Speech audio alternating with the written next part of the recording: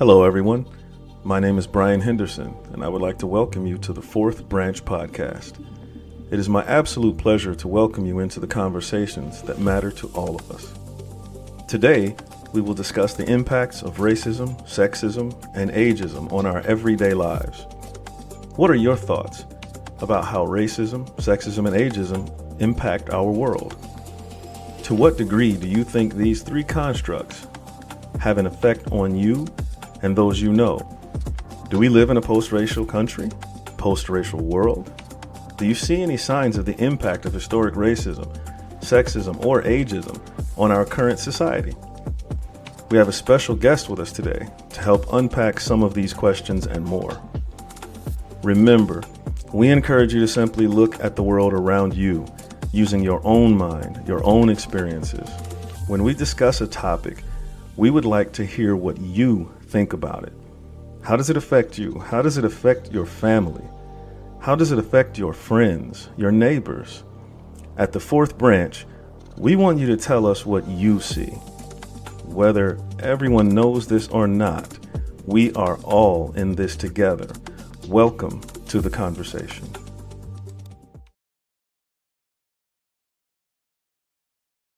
Welcome to the Fourth Branch podcast. My name is Atal Osama, and I am here with my co-host, as always, Brian Henderson. How are you doing, sir? Doing just fine. We are excited to have a guest with us today, Kristien. Hey, Kristien, how are you? I'm well. How are you? Wonderful. So I know we had talked a little bit previously, and you brought up something that I think is absolutely fascinating that I can't wait to unpack with you. And you talked about the detriment that sexism, ageism, and racism has been to society, which is a wide-reaching topic, but the juxtaposition of those three, getting the opportunity to unpack that, I think is absolutely fascinating. So first of all, thank you for coming on. I'm very, very happy to have you. If you would take a moment, would you please introduce yourself and give us your opening thoughts on why you thought this might be a good topic to discuss today? I'm not someone who goes around just giving my opinion. So being invited to give my opinion is a little different. So I might be slow to respond, but I'm responding. Oh, no worries. Our platform is really about just this, an opportunity for people to talk. You know, off the top of my head, I think that of the three, right, sexism, ageism, and racism, if I consider, my professional training, I'm a corporate underling, so I get quite a bit of training on the latest and greatest corporate strategies for inclusion and things of that nature. Diversity. Oh my goodness. So it's interesting, despite the concerted effort that I've seen, that this still continues to be an issue. And to your point, when we were texting before, I don't think there's any segment of society that isn't touched by one, if not all three of these issues, right? I mean, you can go into politics, you can go to sports, you can go to entertainment, you can go to relationships, you can go just about anywhere, and you're likely to come across some form or some facet of this. I'd really like to hear from you, Kristien, why you think this was something that you feel strongly enough about that you wanted to discuss. So please don't allow yourself to feel put on the spot or uncomfortable. We're just talking here. Really want to hear from you. Well, because I like sport, and I follow sports that that aren't followed in mainstream. Sure. So I mean, I like football, but I also like gymnastics and tennis. Now, the collegiate tennis season started in January, and I catch meets when I can. Okay. It's a little upsetting, the difference between the men's gymnastics uniform and the ladies' gymnastics uniform. Please. I'm certain that men's gymnastics existed first. And, since women have existed, we've been fighting to be heard, to be allowed to express ourselves and everything. And, I'm sure women fought hard to break into the sport of gymnastics. And I'm just like, in order for them to let us in, we had to show everything. It's just these young girls, like a Brazilian wax is probably a necessity in their life in order to continue competing because of the way these leotards are cut. And then I follow a lot of gymnasts on social media, and I hear them say that certain leotards are not the most comfortable. And I'm just curious how many male gymnasts express discomfort with their gymnastics uniform. So in your view, just taking that one thing, in your view, you are seeing the potential for an obvious sexist approach to the uniform, let alone everything else, but just to the uniform. Brian, what do you think about that? Do you think there's any in your observation? I am 100% happy to hear that being brought up. It's something that I've thought about many times in the past. It's one of those things that I think a whole lot of people think, but never actually bring it to the front and hold on to it and speak it. It is ridiculous. I mean, when you think about it, I've often wondered, do they have a choice? Was that a necessity, even in women's track and field? And what I noticed happened with the cameramen during some of the Olympics, I understand these ladies are stretching, but when they bend straight over to stretch and you're right behind them and you zoom in, like there's some purpose to that. There's some, and it seems nobody raised a red flag and just said, you know what, maybe the cameraman should stay in the front. I mean, so I think it's a marvelous topic. I forbade my girls from participating in gymnastics, in swimming, in cheerleading for this very reason.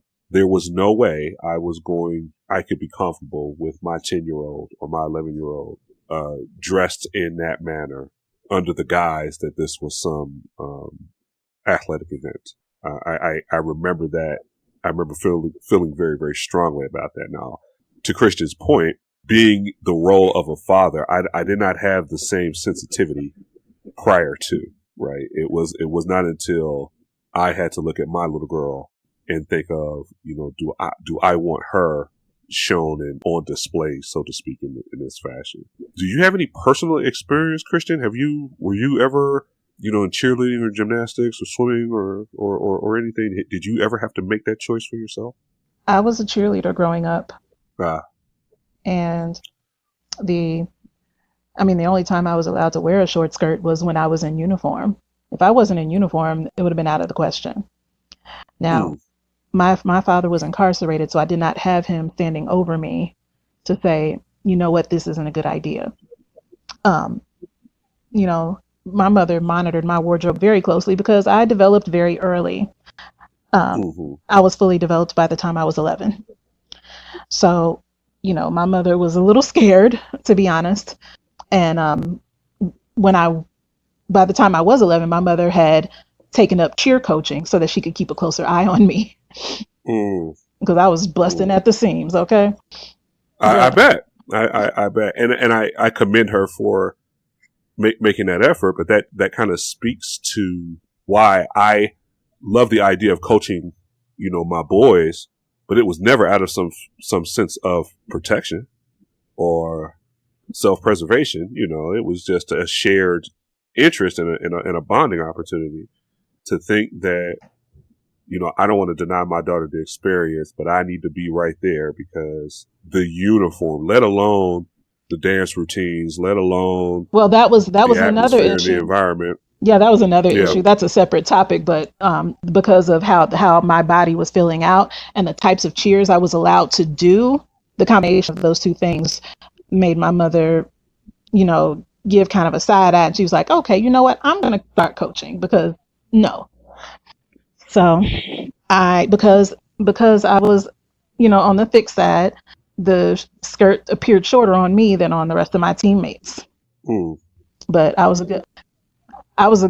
great cheerleader, and I was very enthused about the sport.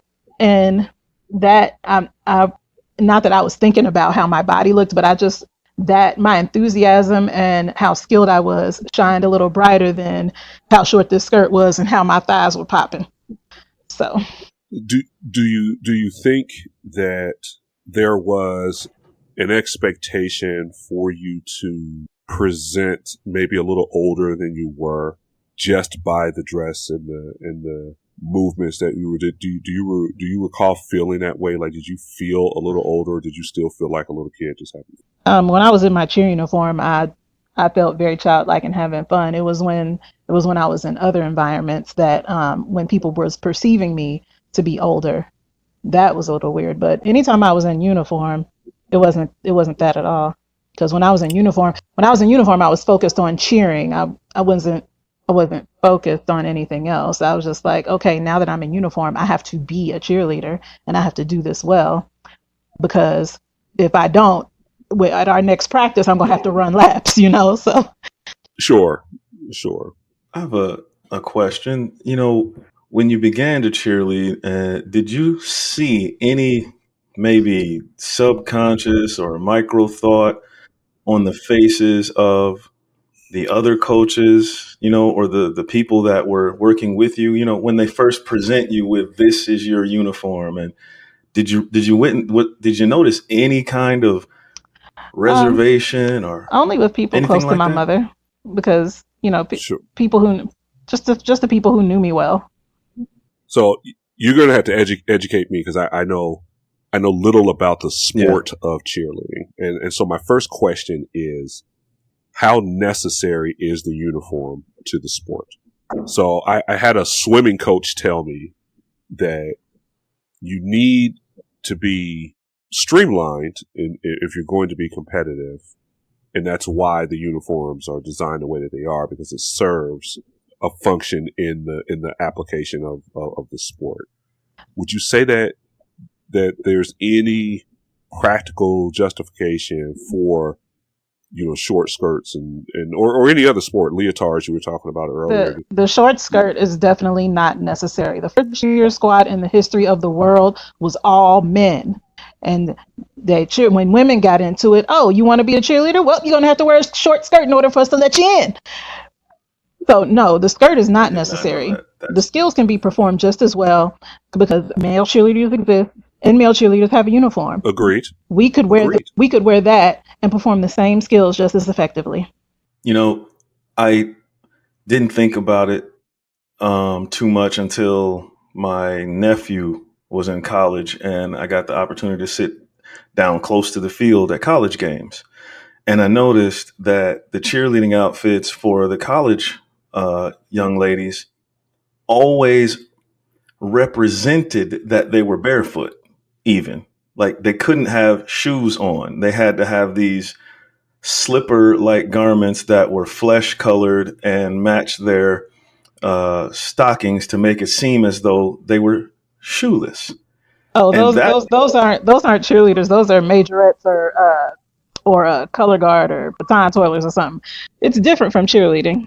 Cheerleaders have to wear athletic shoes. okay. So when they're throwing them up in the air and all that Ah, kind of stuff, that could be part of another squad, I Yeah, guess. there's majorette, there's drill team, there's cheerleading.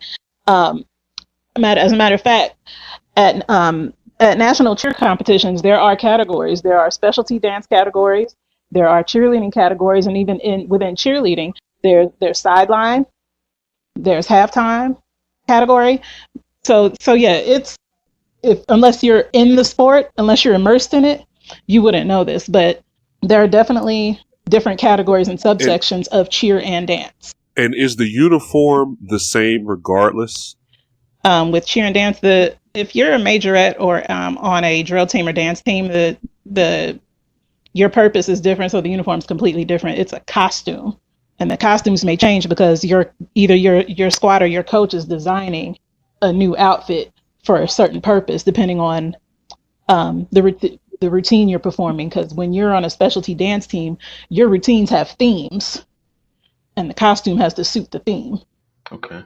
So in your estimation, why do you think the uniform continues to be popular and promulgated? I'm not I know, of my own, I know it was unpopular in my household. We were particularly religious, and I understand that.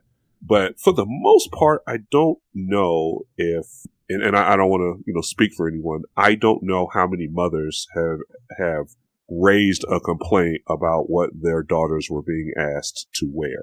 Do you think that this is something that is generally accepted? Do you think that this is something that needs more attention? Do you think that this is something that's maybe personal to you? How far and wide do you think this idea that that female uniforms are unnecessarily revealing? What's your sense of that? How open do you think that is? I feel like those families, those student athletes and families who are involved in it, don't say anything because it's been a certain way for a long time, and they don't want to rock the boat, and they don't want to ruin the experience for their child. And with sports like gymnastics and cheerleading, scholarships are available, and they don't want to ruin their child's chance at a higher education. So what this makes me think of is the Michigan State scandal, where the doctor was convicted of, I don't know how many hundreds of counts of sexual assault and molestation. And I have to wonder if there's any correlation between the fact that these are sexualized young women, and here this man, and let me say this is not a defense or justification of any kind of him and what he did. He didn't get enough for the horrible things that he did. To betray trust like that, especially of young people, is absolutely abhorrent. But I wonder, I really, really wonder, maybe this is how and why he was able to get away with it for so long, because who's really paying attention to, and it's to your point, Kristien, it's societally accepted, right? Oh, this is what girls are supposed to look like, and I wonder if there's a correlation there. Interesting. What do you think, Brian? I think there's definitely a correlation. It's to go back to the beautiful opening question. It's that link between racism. We won't even go to ageism yet, or any of the other isms. We'll just make the connection first in the hierarchy from racism to sexism, because racism sets, and I'm getting there. I'm getting to this. Racism sets the standard for inferiority, superiority. That was its goal from the beginning, and whether you look at the physical dominance reasons, or you look at the wanting to be financial and sociologically dominant reasons, it just sets up the hierarchy. And when it set up that hierarchy, one that falls out automatically is going to be sexism. Also, it's got to come into play, because the mind that creates racism is going to be the mind that wants no other challenger, and even its own females. Okay, without being specific, but I don't think I need to in this case, right?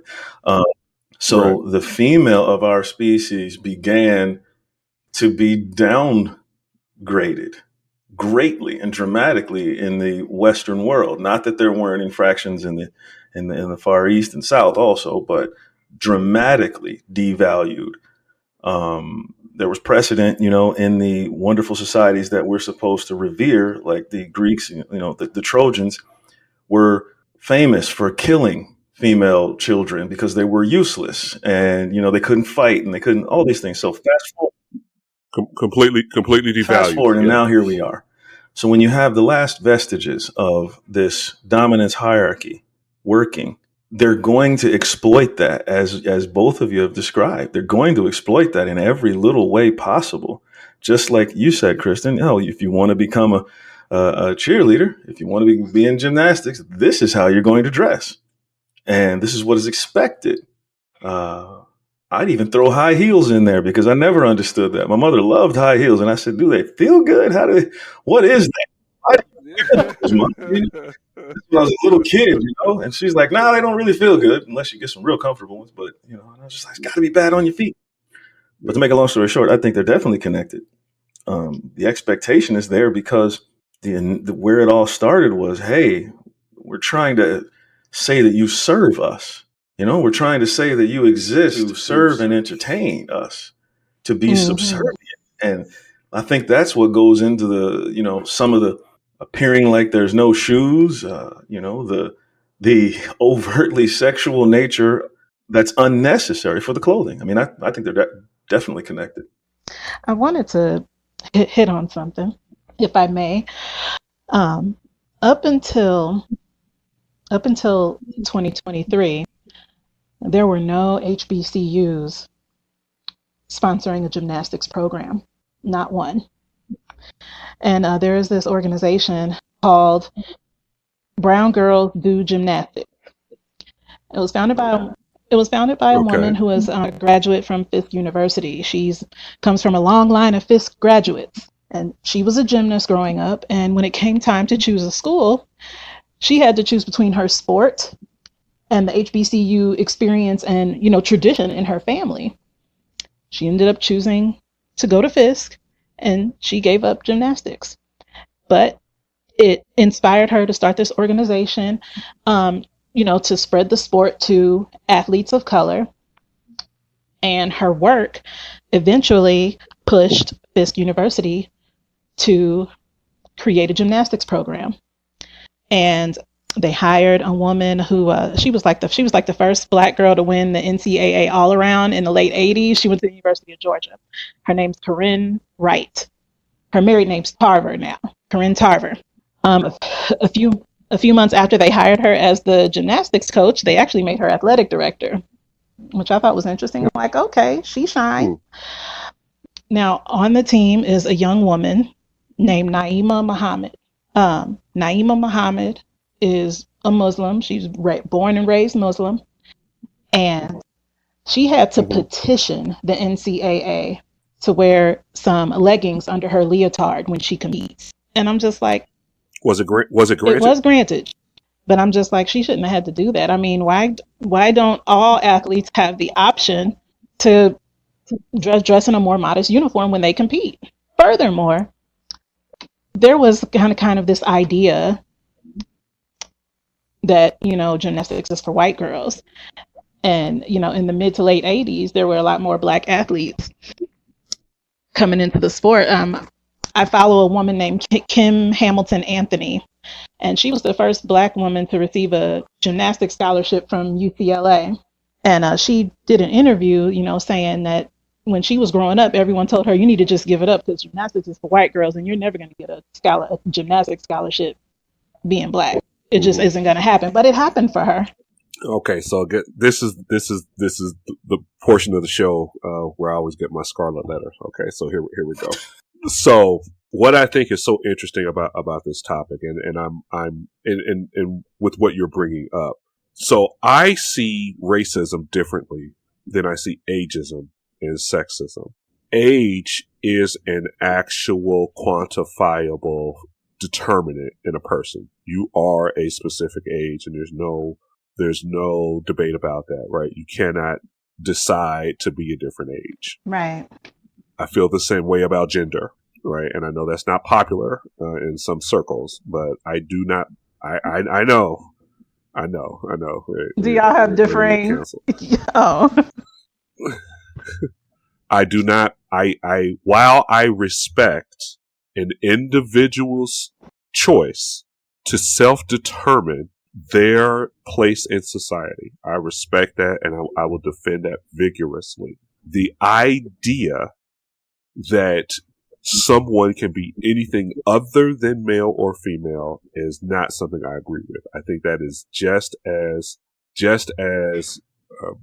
determined as age is. You can't feel a different age, and then you're a different age. Your age is your age.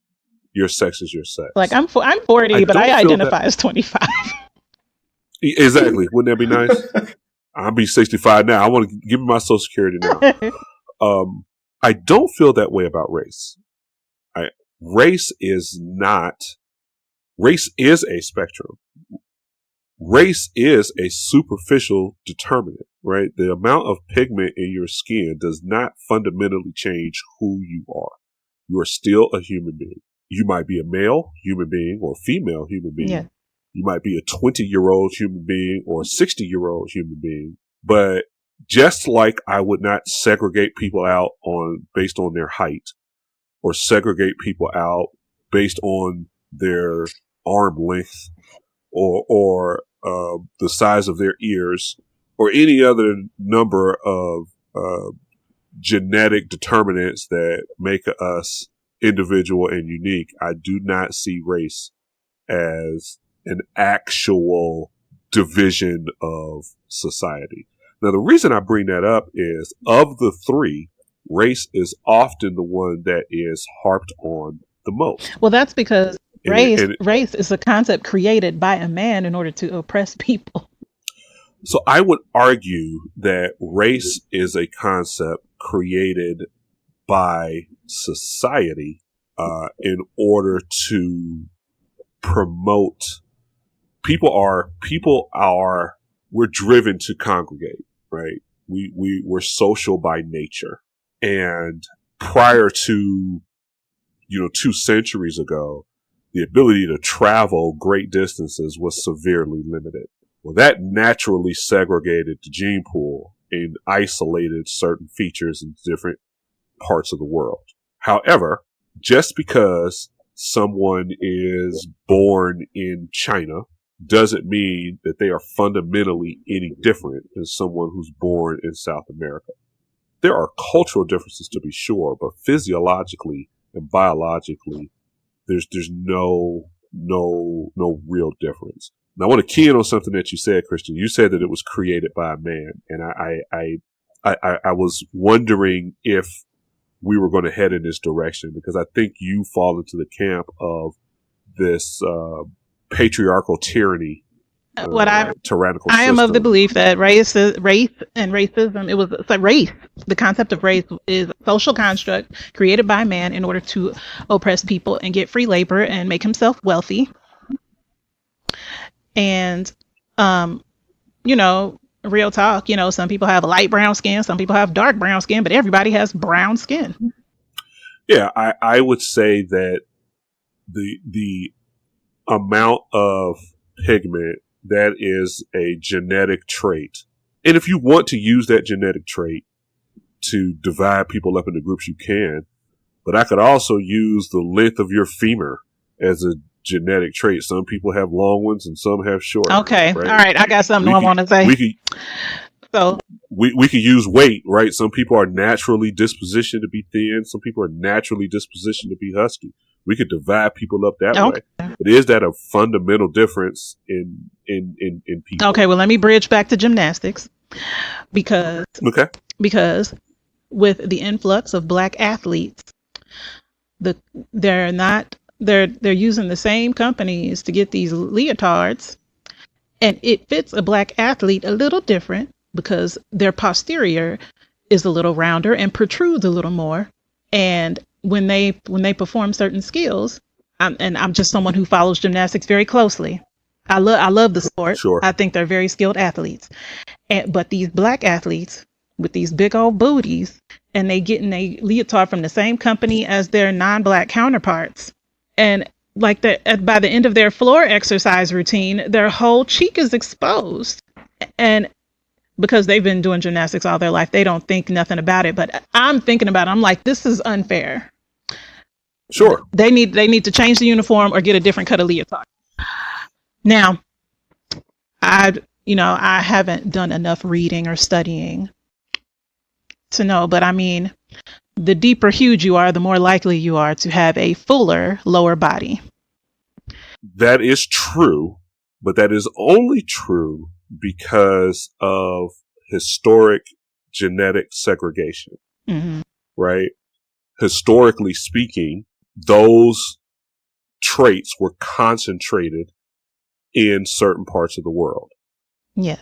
And so, yes, that is true. You can group that group together, but which we are seeing as we have become more diverse globally, and as we have been able to, for lack of a better term, cross-pollinate, because it's easier to get from one place to another, and it's easier to mix cultures, and it's easier to meet people from different places than it was before.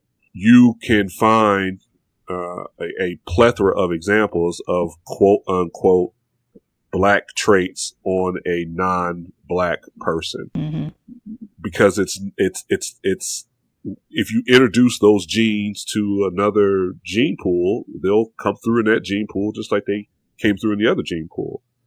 So I'm not disagreeing with you, but it's not an inherent racial difference. It only exists because they were we've been divided off into these camps historically. At least that's my take. Okay, well, when I say that race is a social construct created by man to oppress people, the concept of the lighter you are, the better you are, and the more likely you are to succeed has been drilled into society for so many generations that people have bought into it. So much so that I was watching a gymnastics meet a couple of weeks ago. I think it was on the 15th or 16th. I was watching the Pac-12 network. It was Arizona State at Arizona. And the commentators were an Olympic medalist, Bridget Sloan, and a man named Darren Sutton. He was introducing these athletes and saying, this is a junior, this is a senior, this is their major. This is a future physician, future orthopedic surgeon, saying these girls' names and saying what they're doing academically. Arizona State there's the apparatus called the vault. And depending on what type of vault you do, there's a start value. Most of Arizona State's gymnasts, the start value on their vault is a 9.95. There's one girl who has 7.0 value on the vault she does. She doesn't always score a 10, but the start value of the skill is 10. Her name's Anaya Smith. Beautiful little chocolate girl that go to Arizona State University. Darren Sutton introduces her and says, future orthopedic surgeon, or at least that's the goal. And I'm just like, did he fuck that?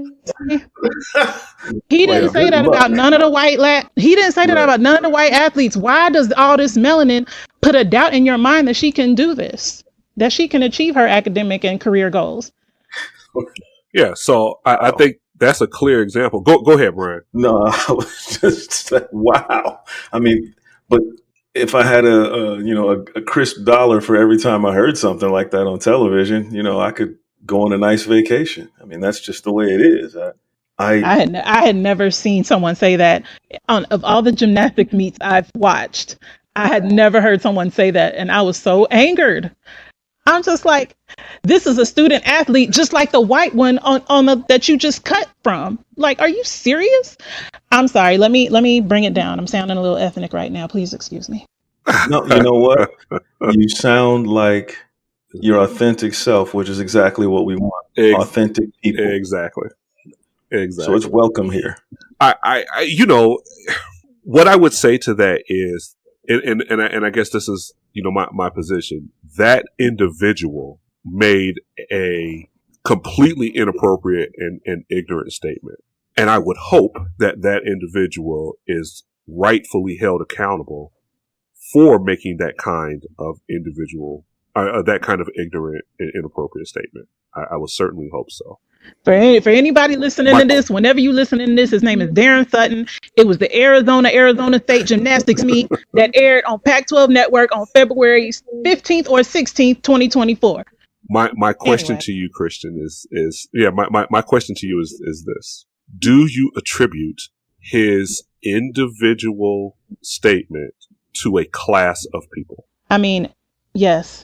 If she were brighter skinned, he wouldn't have had that doubting statement. That wouldn't have slipped out his mouth. I'm convinced. But that's him individually, right? I think that there's always an exception, but I'm listen, in my personal experience, white folks treat you different depending on your melanin level. You're received differently, you're treated differently, you're viewed differently. Assumptions are made differently depending on the melanin level. Would it be fair to say that black people, quote unquote, treat white people differently? No, depending on their melanin level. we don't treat them differently. We our discernment kicks on a little stronger because we don't know their intentions. Well, Okay, whatever. when You've been more places than I have. You more articulate. You got more education. You got it. No, I don't want to. I don't want you to feel attacked or assaulted. I'm curious to try to unpack. All I have are my experiences to go by, just like anybody else. I am not an authority on any of this, and anytime we have these kind of discussions, I don't want to present myself as some authority, because I'm not. I've got my thoughts and opinions, and mine are no more right or wrong than yours or anyone else's. I wonder, and I don't want to veer too far off from our given topic, but I wonder how much of what we're discussing right now permeates throughout our society. One person does something, and then because we've already divided ourselves into groups, this one person's actions gets assigned to the group, and the group is now held responsible for the actions of what the one person did. So in the line of questioning that I just asked, the broadcaster made a statement, and if I'm understanding correctly, you correct me if I'm wrong, but the broadcaster made a statement that we agree he should not have made. But his statement is then extrapolated onto the group. This is what white people think. And is that fair? Is that any different than saying this black guy committed a crime? This is how black people are. Should we refrain as a society? Should we refrain from taking individual acts and assigning them to a class of people? Is that fair? I think that there's the question you just asked, but I want to put it against I guess juxtaposition it to the original question that you asked. I think first and foremost, yeah, it's wrong to judge any group by one or two people within that group, or even a minority within that group. However, I absolutely think that yes, black people do treat white people differently based on their being white and taking into account hundreds of years and of being pretty awful towards us. Okay, and I agree with the statement that is that is not racism. That is called judgment. That is differentiation. That is part of the animal kingdom. If the relationship between chimpanzees and raccoons is probably woods over in this area, all of a sudden all the chimpanzees are going, I don't know about those raccoons. You know what I mean? Like, be careful when you're around the raccoons because they get wild.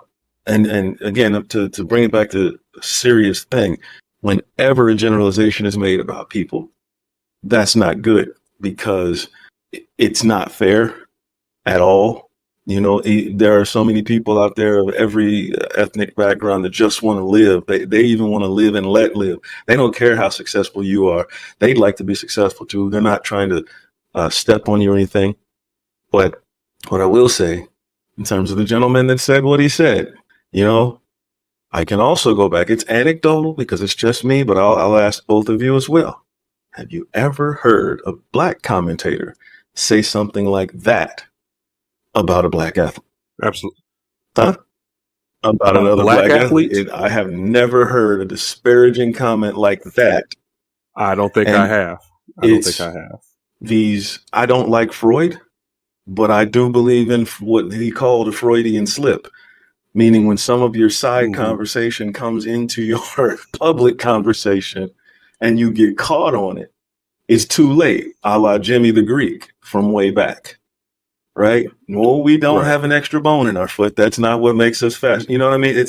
It's what's done in the private can sometimes spill over into the front. And when you can identify, it's how racism is used against us. We're easy to identify, as opposed to, It's easy to tell we're not white. It goes by how you look.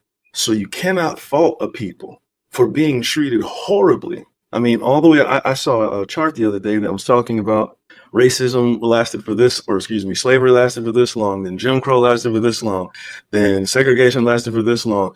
And I had to throw in, and don't forget the doctrine of benign neglect that happened after the 60s, when they said, okay, here's how we're going to handle it.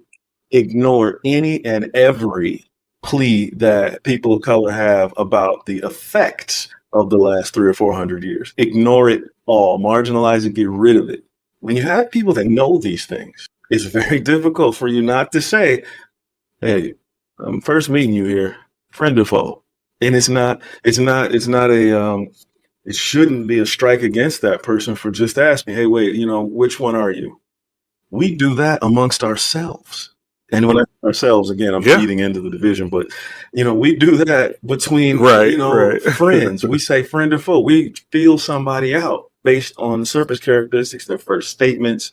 And a statement like that, if I'm telling them about my daughter and someone says, well, hopefully she does make it. Right. My first impression is going to be, where did that come from?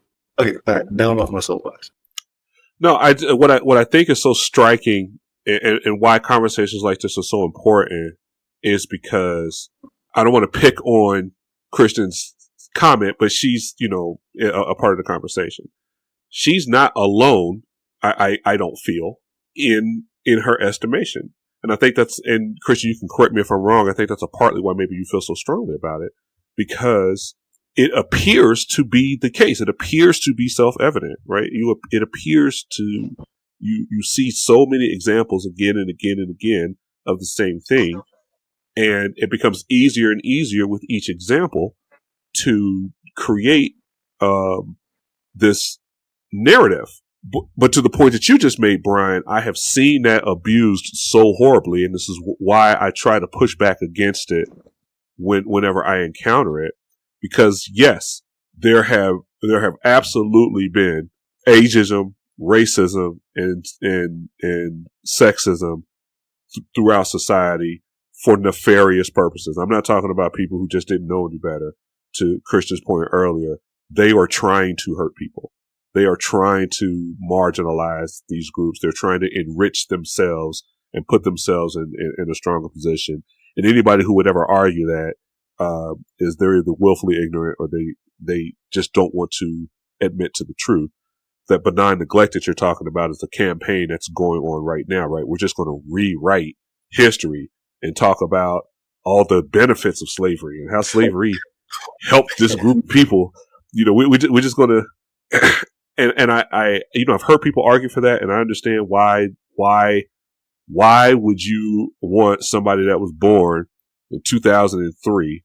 Why should they be made to feel any connection to something that happened hundreds of years ago? I understand someone thinking that, but at the same time, I think it's incredibly dangerous to pretend as though pilgrims came off the Mayflower and set up a table and invited the Indians over, and they all had a feast and held hands and sang songs, and that's not what happened. That's just not what happened at all. Kristien, what I would like to ask you, if I can, do you think that society at large has an obligation to promote these sports as a remedy to some of the challenges and problems that you have brought up today?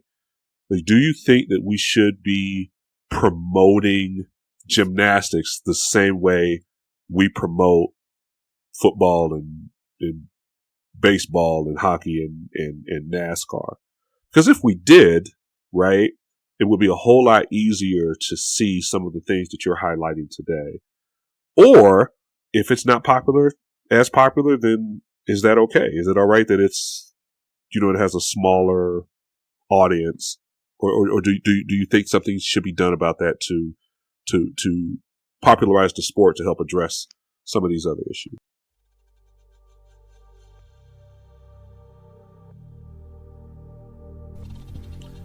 Hey everyone, it's Atul again.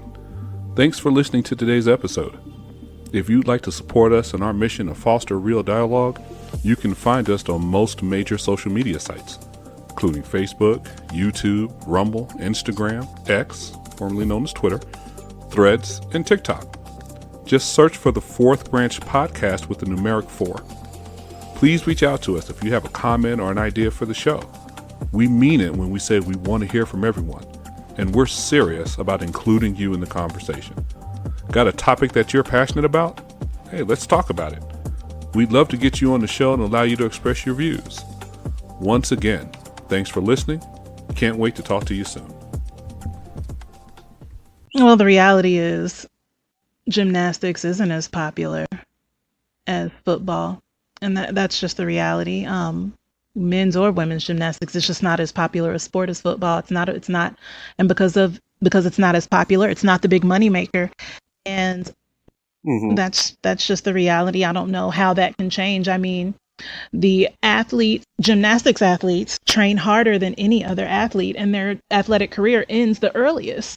Yeah, not being versed in what? Oh yeah, after college, do. after college, unless you're going out for the Olympics, gymnastics is over for you. I follow a gymnast right now. She's doing a 6th year because a lot of athletes got an extra year because of the COVID year, and right. She can't compete as often because her joints are shot. Because those landings on those tumbling passes, it is hard on the ankles, even if the ankles are wrapped up in sports. Because she's been doing this since she was a toddler. Most of those gymnasts have been doing it since they were toddlers.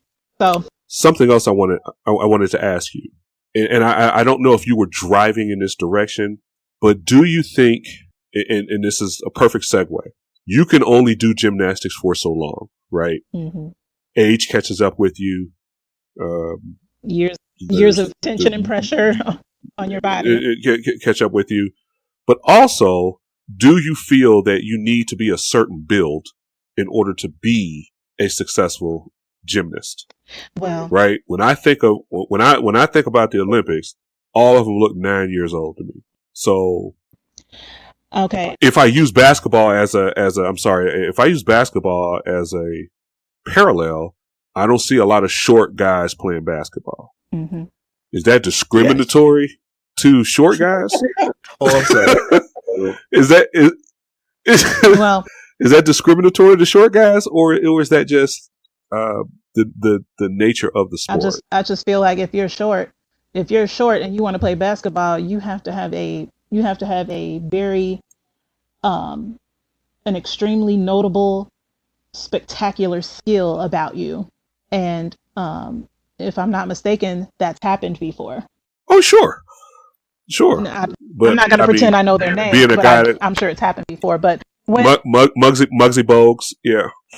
So speaking to gymnastics in particular, there are tall gymnasts in the NCAA right now that are 5'7", 5'8". They're out there. Now, it's not common. There are thicker gymnasts that are shapely. There's one that's going out for the Olympics right now, Jordan Childs. She was a fill-in for Simone Biles when she pulled out of the last Summer Olympics, and she ended up being a medalist. Jordan Childs, she got that black girl build about her, and she is extremely skilled gymnast. She's an all-arounder. She can compete on all 4 events and do it very well. Something about her in within the last maybe year and a half. So, do you think that's discriminatory, or do you think that's understandable based upon the demands of the sport? That they all tend to have a certain look. I think they have a certain look because they're doing the same workouts and training. If you're doing the same workouts and training, you're targeting the same muscles, so the athletes are going to look similar. But there are some things that are just genetic. For instance, there was a gymnast at the University of Alabama. She's a coach at Iowa State now, but her name's Ashley Miles. She's married now, but her maiden name is Ashley Miles. Ashley Miles was fire gymnast. She wasn't no little itty bitty stick. That girl been eating cornbread, fish, and collard greens. Right. So if I'm hearing you correctly, you're not attributing the skill comes from the training. you're not attributing the fact that the majority of gymnasts look in a certain way. You're not attributing that to some bias or discrimination, right? You're saying that this is just like I wouldn't about basketball. If I you're wouldn't talking, say that. if you're talking the U.S. gymnastics team that competes internationally, it may exist there. I think the discrimination may exist there, but in collegiate gymnastics, it's a lot less likely. Okay. I think that there is an opportunity to explore, in the name of inclusion and like I was saying in the beginning, I got a lot of training and discussion on diversity and inclusion, right? D&I training, and I really dislike it. Implicit bias is another class I can't stand. I don't like the idea of trying to force something that should be organic. The best person should be on the team, right? Mm-hmm. You shouldn't be, in my estimation. You correct me if you disagree, but I don't think you should be building a gymnastics team or any other team and then start counting. Okay, how many of this type do I have? How many of this type do I have? Just in the name of diversity. It should be the best ones. And if the best ones all happen to come from a particular demographic, I would not necessarily call that discrimination. Is that a fair way to look at it? I'm sure it's fair. What I will say is, because I have little cousins who have been gymnasts, and they have been members of gyms where the person running the show is playing favorites regardless of skill. They're just pumping up the person who they know. So that's nepotism, right? So there's another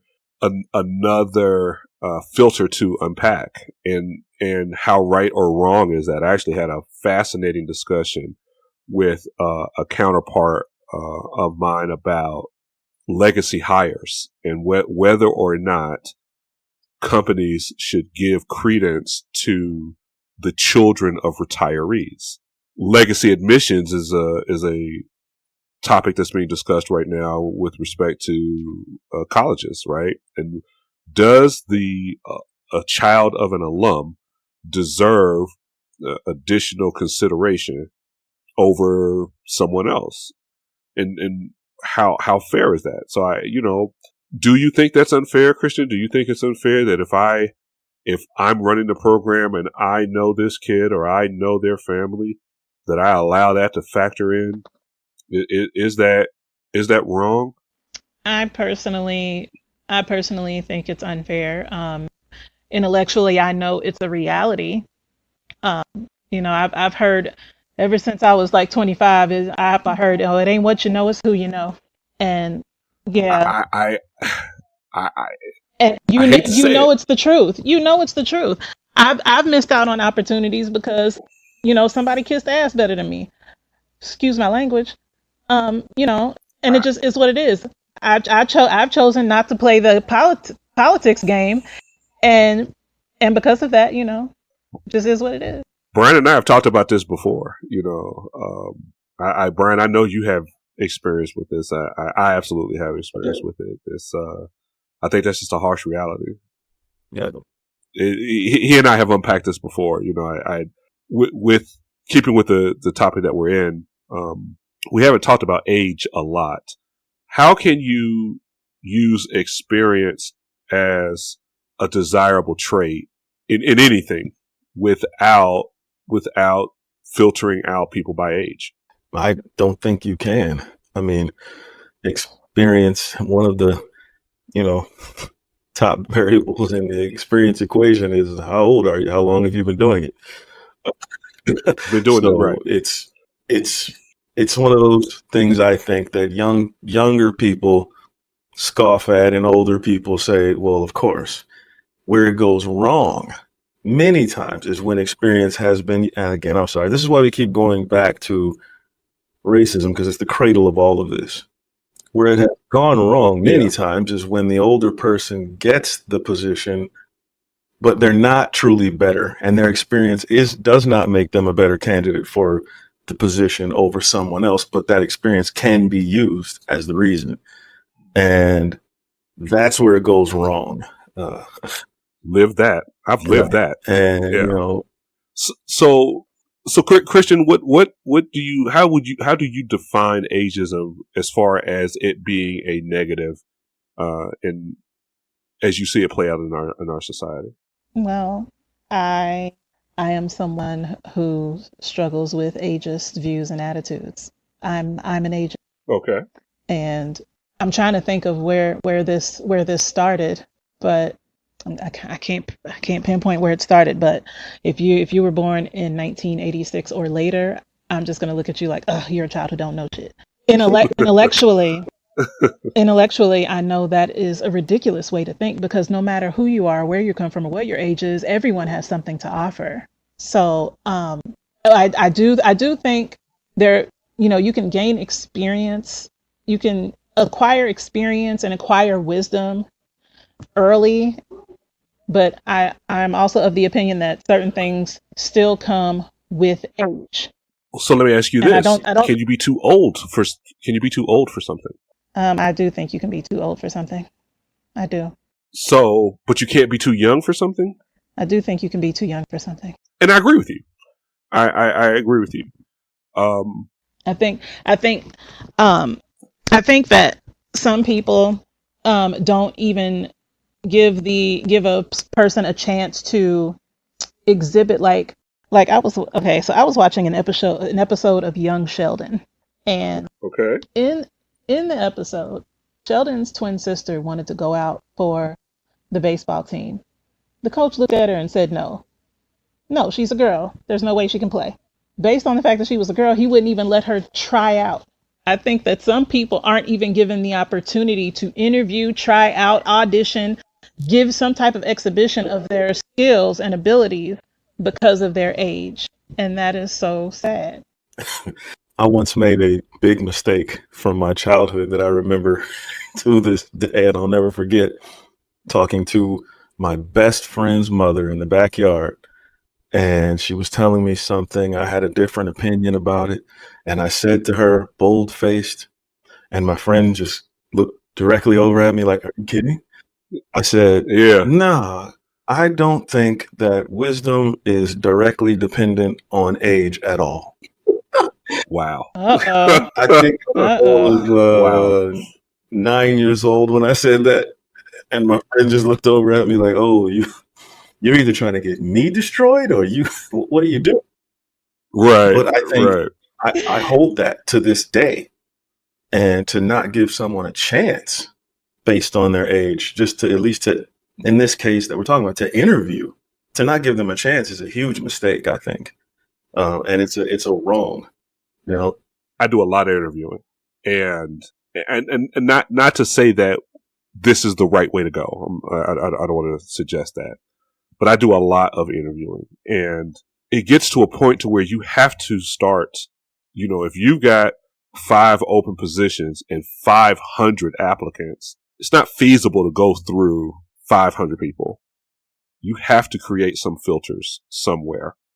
And if the education is generally the same and the work experience is generally the same, what is an employer or a coach or whoever's making these decisions, what are they supposed to do in order to make the process manageable?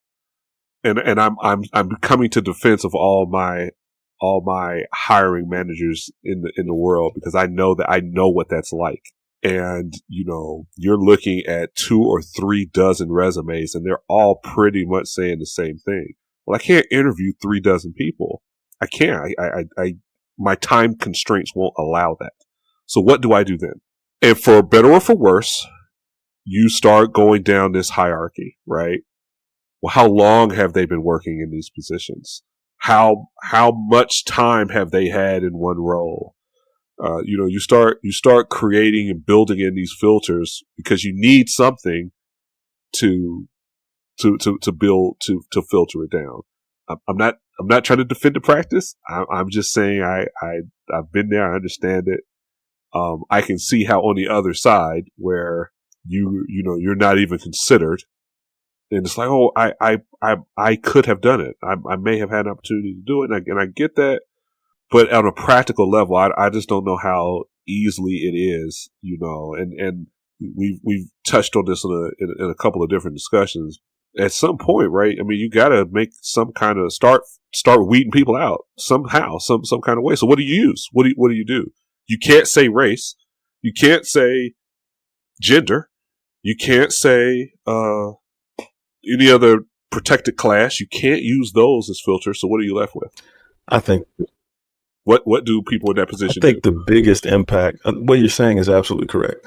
The biggest impact is not so much when you have the 30 resumes. The biggest impact where this can go right and wrong is when you've made it down to your last 5 candidates that you're considering. If at that point you're using, ageism, sexism, race, whatever, all the other isms, if you're using it at that point, then that's where it goes wrong. I mean, nobody could argue with, there's only enough time, so much time in a day. If you got to look at 30 resumes, you're going to have to do some quick, hopefully thorough investigation of their skills and read those resumes, but you can't interview all 30 people. That's unreasonable. You won't even remember how good the first one was by the time you get to 30. Right. Yeah. Right. So, Kristien, what do you think? Do you think, in the interest of being fair, do you think that employer, that decision maker, whoever it is, do you think they have an obligation, if 30 people are interested, to give a fair or the same look at all 30? Do you think that's what we should be doing? Speaking as someone who's never had to do any hiring, I feel like I'm just very limited in how I can speak to this because I've never had to interview or hire anyone. But I think I think you offer a good perspective for that reason, right? So understanding that it's anecdotal for you, but how do you feel? What do you think is fair? Well, I know that some companies, after the initial application, you narrow it down to X amount. Then that X amount of candidates, you email them this questionnaire or a test, or you answer a bunch of questions about different office scenarios. And based on their answers, you narrow it down again. And those are the people who actually get in for an in-person interview. Now, I realize that not all companies have the funds, the technology, or the time to implement anything like that. But it's hard to say what the solution would be. I'm going to give you guys a scenario, and I want you guys to let me know what you think. Because I just went through a round of hiring for a position, and the last 2 candidates were similarly skilled and qualified. Okay? The difference between the two and this was not a decision that I made individually. This was a panel. Okay. Consensus. Okay? Where we landed was one person was in their early 50s. The other person was in their late 30s. And where we landed was the person in the person that was in their late 30s was going to have more to offer for longer. Was that right or wrong? I think that's rational because a lot of times you do have to make the decision. What if, to answer that, what if both candidates are exactly the same in experience and all that, right? But one of them is 2 years from retirement and has announced it 30 times. Right? You can call it not using their age and time and service, but you're using that, and it's rational because, and it is fair because there's in a corporate setting, there are 2 concerns. And if you're tasked with making those decisions, you have to make the right decision for the business as well as the right decision, personally and, morally. And it kind of is, what does the business need? Well, it needs someone that where we're not going to be hiring another person a year and a half from now, starting the interview process, So I see that as reasonable. Again, Kristien, I'm sorry, go ahead. No, I know you're fine. I just, I want to let you finish your thought. I want to make sure I get, her take on it as well. Cause it's a conundrum and either way, an argument could be made that, you have two qualified people and then you make a decision based upon their age. If we had went either way, I could see an argument for both being wrong. So, And it's just sad that more people have to work longer now. And the idea that someone older is less likely to be hired is unfortunate because, they need the job also.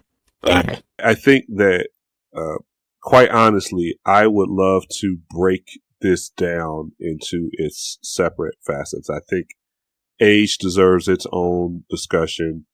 Sexism deserves its own discussion. Racism deserves its own discussion. But looking at the three together, and Brian, I think you made a great point earlier in reinforcing what Kristien said. I think there's absolutely, you'd have to be blind not to see that we promote these divisions all the time. We all do. Everybody is complicit in that. Where I struggle is how much of that is healthy for us, and how much of it is a problem. I have heard in my family, Kristien, I don't want you feeling hood by yourself, so I'm gonna jump in with you. So, this black person hired this black person. Oh, that's good looking out, right? That's good looking out. Oh yeah, he took care of him. Same scenario, and the white person hires the white person. That's cronyism. That's the good old boy club. Now, what's the difference? What's the difference between the two? Is that even wrong? Is it wrong to look out for? Well, the difference is the darker skinned person is from a more marginalized and oppressed group of people who are less likely to get an opportunity. Is that true? Yes. Is that true? If what if I told you that the darker skinned person has an MBA and the two white people just have high school diplomas? Does that change that scenario at all? Listen, I've been overlooked for a position and I had more experience than the 22-year-old white boy that got it over me. Would you be surprised to learn that there are white applicants who are summarily dismissed because companies have a diversity quota or something? Diversity quotas that they need to meet. Well, good. Find better candidates, babes. Anyway. We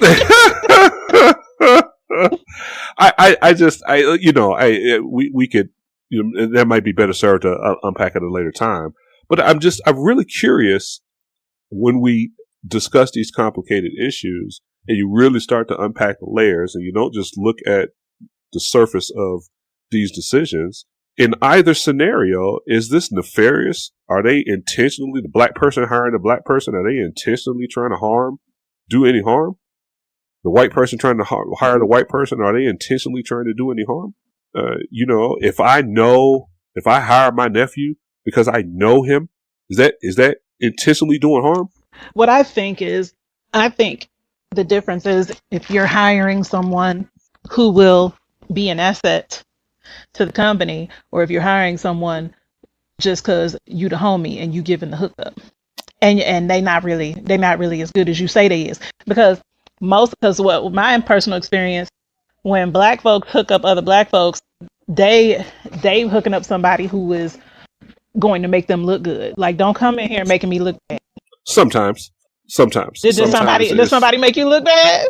Oh, absolutely. Oh, my bad. Oh, absolutely. Absolutely. Which is why I don't believe in making hiring decisions that way, right? I'm looking for who the best candidate is. What they look like should play absolutely no factor in that decision-making process at all. You realize you have white counterparts who do that. I do not realize that. Because you have white counterparts who will absolutely make a hiring decision based on look. If both candidates have the same skills and experience, they will hire the lighter one. I strongly push back on that. And this is my personal experience. I can't speak for all white people all over the world, but the ones that I have worked with, and the reason I know this is because if don't make the right hire, it harms you. The decision is about what's going to be best for the business. It harms me. I'm the one that you hired this person. I don't want to have that conversation 6 months down the road, and neither do they. And that, in what I've observed, that is what the overriding decision making is, not the fact that both of these guys could do a great job, but I'm just going to go with the white one. I've yet to see that in the 20-something years I've been a part of those discussions. That's me personally. But it's one of those things. I'm not saying that I know of it happening, because it is one of those things where you don't know, you can't know. What I will say is it goes back to the origin of all of this, because people that I work with, I'm in South Carolina, so come on.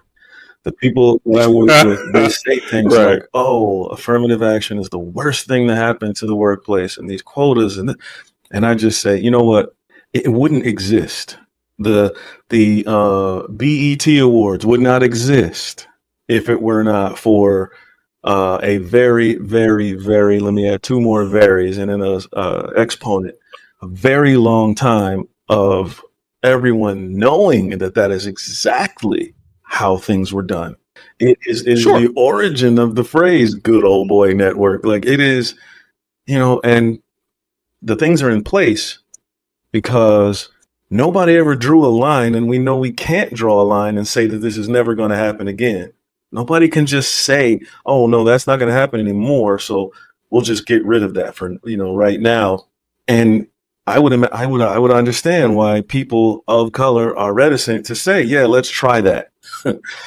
But sure, man. What I'll also say is, I believe that people who ratchet up the idea that it is a bad thing, like affirmative action is a bad thing, are perpetuating the fight that is going to create the monster that it's trying to get rid of. And I'm not sure how I can put that better into words, but it's if you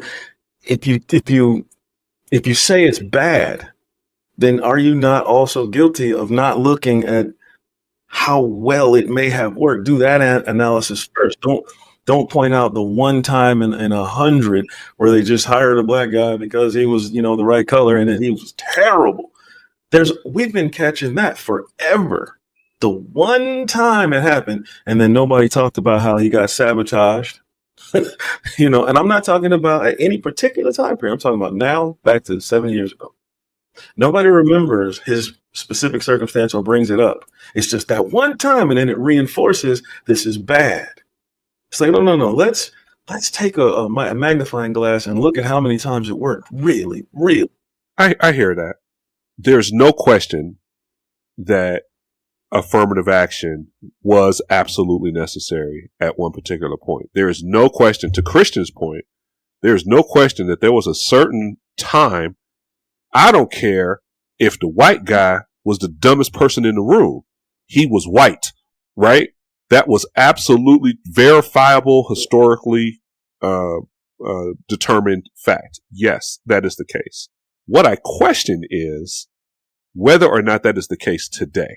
And what I would pose to you, if you were told, we want to go ahead and offer you this position, you are going to satisfy our diversity quota, you weren't necessarily the most qualified candidate, but you're going to help us check this box, would you accept that role? Because I wouldn't. I don't want to be hired if I'm not the best candidate. And I don't want to be hired because the company needs a black face. I'm not interested in that. And that's the problem. That's why I am not in favor of quotas, because that's what it creates. And that, again, I know that's... Is there, now when I hear... It's going to get me lynched, but that's okay. No. When I hear quota, I always wonder, because no one ever brings out the actual statistical low number limit or percentage that companies have to have. Nobody ever brings that up, because when I can say that still don't know. Certain companies that I've worked for in the past, asterisk by past, okay, I can look through leadership and management and all the way up the ranks in leadership and management. I've never been in a company. Yes, I'm that guy to do the analysis. I've never been in a company Yes. where from middle management up, the percentage of Black people was ever higher than about 1.5%. And that's counting everyone from middle management all the way up through what CEOs and whatever. Never higher than 1.5%. So what I can say is the quota only applicable to entry level and supervision level? Because I don't see this massive 10%, 20% influx of taking over, which is like what a lot of people say. That's what I'm against.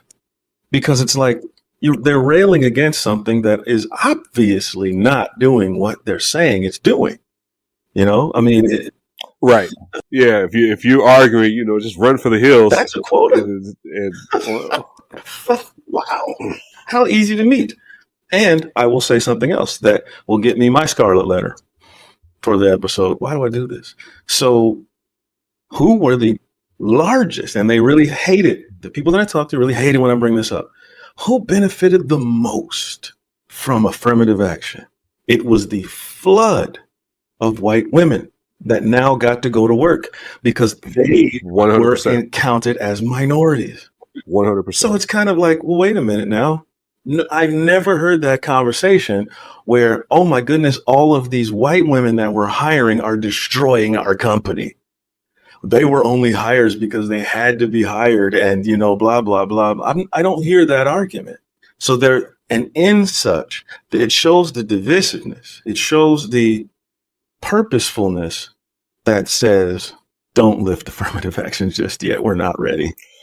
Yeah, this is just the danger of identity think and group politics, right? When you start pitting this group against that group, and now you start counting heads and how many of this group is being counted and how many of that group is being counted. This is the danger of that logic. And I would like to think, thanks to the efforts of some amazing individuals throughout history who shined a light on these terrible things, we have moved forward as a society. I'm not trying to suggest that people still don't think this way.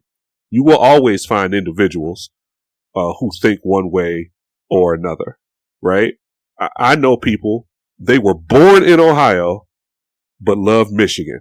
I don't know what's wrong with them. At all. Right. These kind of people are always going to be psychopathy. There. That's what that is.